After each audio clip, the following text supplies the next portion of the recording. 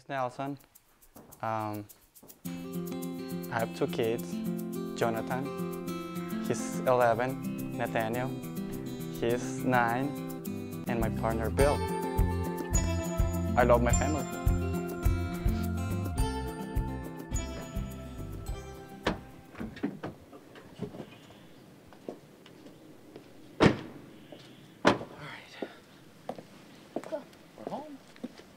Home sweet home. Yep.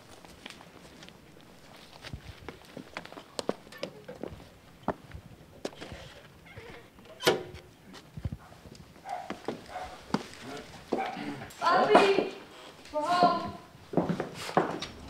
Well, my partner and I are not married yet. We've been together for 4 years. And the plan was, we've been planning on getting married for a long time, but when we decided to create a family, we had decided that we would actually wait until we had adopted, and then we would do the ceremony all together.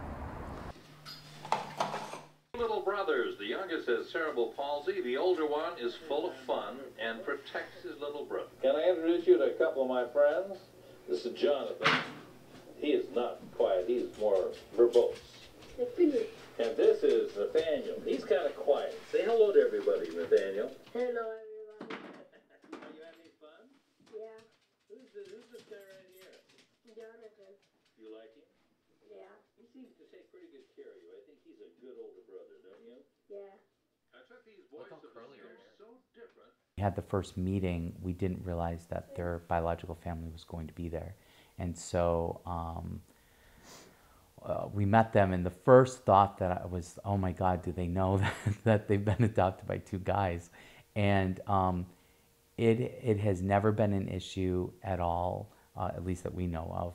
But I have had conversations with their aunt about it, and she is in full support. I think what really mattered to them was they wanted to make sure that the kids were in a safe environment, that the kids were well taken care of, and that we're better, in a better place than where they were before. It's gonna get ruined in your bed. This is my painting. Star Wars. That's my Star Wars poster. And this was the picture of my cake on my last birthday. So the rest are my classmates.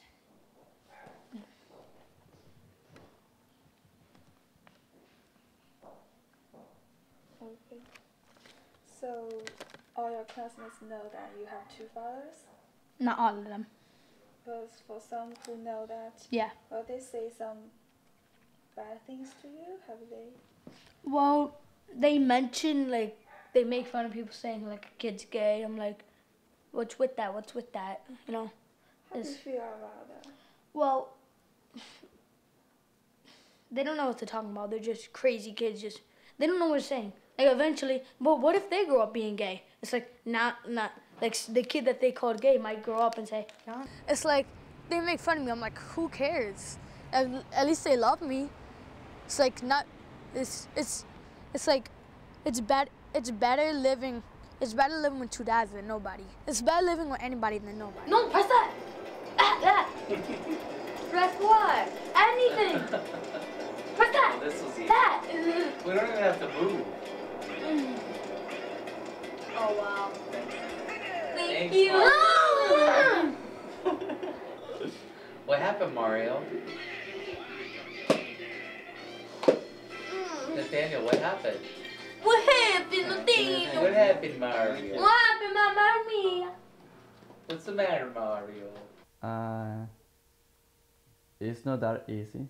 It's not easy when there is some people, very important people in your life, that they're not with you, that they're not accept what you're doing, they're not approve it. They told me that I wasn't part of their family anymore, and that caused me. It was hard for me, and I was really sad. I felt like I didn't have anybody in the world to support me. But so far, right now, my relationship with them, with my mom and my brothers, changed so much since the boys came to my life.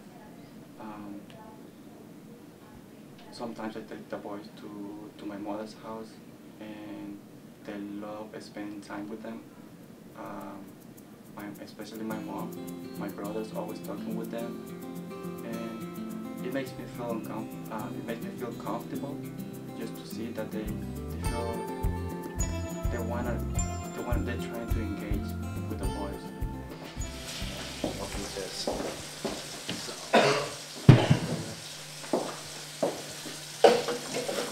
Sometimes, you know, when a situation comes up, again, having kids through foster care, they come with their own set of unique issues. And so some of the issues that we face as new parents are not issues that have much to do with us being gay, as us having to do with parents who are adopting kids through foster care, especially older children who have a history, their own trauma issues.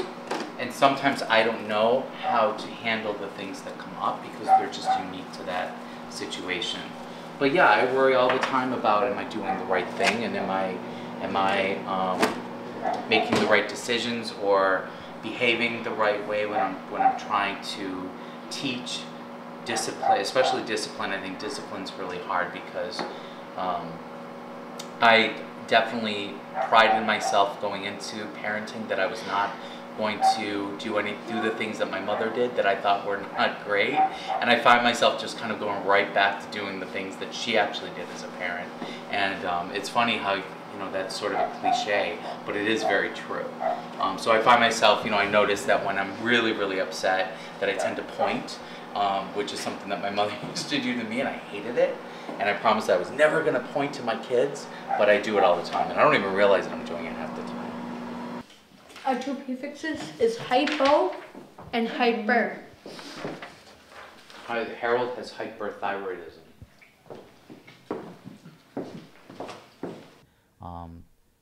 And so I think both of us really felt like we were at a stage in our lives where we really wanted to become parents. And did we expect going into it that we were going to become parents of older children? No, I mean, I think nobody really knows what the outcome's going to be when they plot the course. But we had the feeling, as most people do when they get into a certain place in their lives, is that they're ready to share their lives, to expand their love.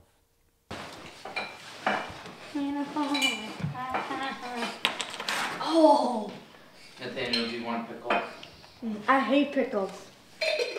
I'm allergic. No, you're not. Yes, I am. I want to have When did you become allergic to pickles? Since last year. Since last year? Family night is every night. We together as a family. We watch a TV show. We used to play the Wii, but now we don't that much. We watch movies. We watch shows, and it's pretty fun. I think every single person in this house has their own favorite show to watch. Like he's a big fan of Star Wars. I don't know, you. Wrestling. Yeah, wrestling. Yeah. And then he likes soccer. He's in love with soccer. Having a child with special needs is very difficult sometimes, and Nelson and I live with the constant fear about what if Nathaniel gets worse. In this day and age, it's very, very difficult to exist with a one parent working household where there's just one income coming in. We certainly couldn't afford our life without both of us working, and we're terrified of the future and what that could mean. But at the end of the day, he's my son, and we will do what we have to do to take care of him.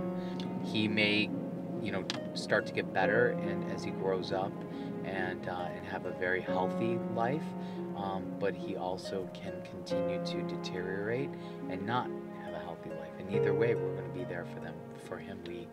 We love him. Because you've been wiping the disc, right? So what did we learn? What lesson did we learn from that? Because when you opened the game, what did you do? You touched it, right, with your finger. I put my hand. Oh yeah, because I hold it like this. Right, and that was good or bad? Bad. Right. So what are you gonna do the next time? hold it and put my hand inside the hole. Right. And not touch it in the middle. Huh. Right? To a parent-teacher conference a few weeks ago, and my son Nathaniel is in a special education class, and there are about 6 other students, and I walked in, and one of the children came right up to me and said, "Who are you?" And I said, "Oh, I'm Nathaniel's dad." And he looked at me squarely in the face and said, "Well, where's Nathaniel's mom?" And I thought, "Oh no, here we go." So I just said to him, that I said, "Well, Nathaniel actually has 2 dads."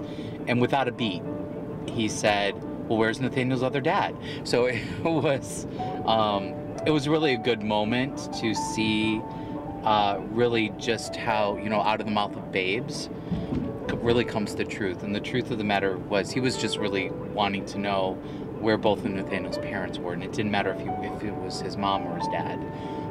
So it was just a great moment.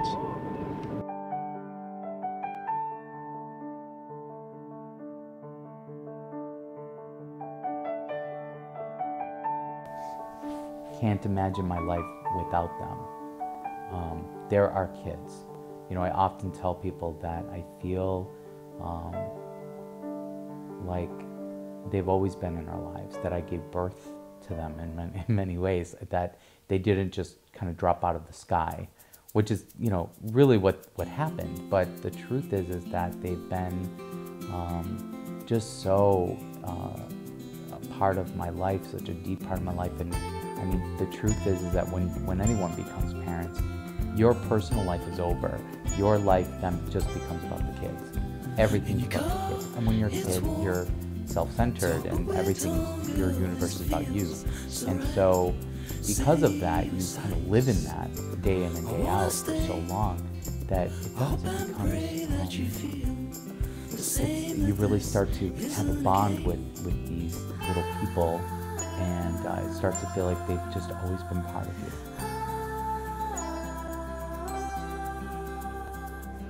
Talk at the bar, you tell me just how far you've come since we met. You kept your word, you worked so